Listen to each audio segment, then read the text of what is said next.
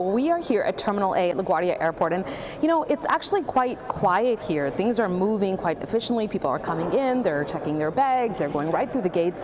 They're telling me that there's not really any issues so far, and even getting here on the roads, they seem to be okay so far. It's actually kind of sad here though at the airport, right? A lot of people leaving their family and friends after spending this holiday weekend with them. But really throughout the day, we are expecting things to get a little more hectic, especially on the roads. You heard there from Star that it is going to rain later in the day. That can impact your travel.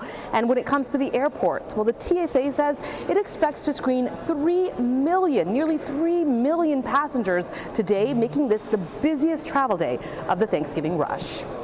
Now here, when it comes to delays or cancellations in our area, at LaGuardia there are a few to report. That's the good news. Same thing at Newark and JFK. In the meantime, AAA says about 55 million people are traveling this Thanksgiving week, with 49 million people opting to drive.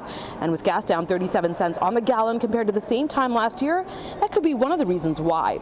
Now, whether it is on the roads or in the air though, one of the ways to avoid the hassle is to leave early, which is what a lot of the passengers this morning told us they chose to do. That it would be a big crowd, everybody heading back home, so we decided to come early like we always do. And we came too early and now we can't even check in. The taxi driver, he calmed us down. He said that later it's going to be way worse. We made a good decision by getting out of here early in the morning, but we decided to come into the city for the weekend, so we embrace the busy nature of the city too.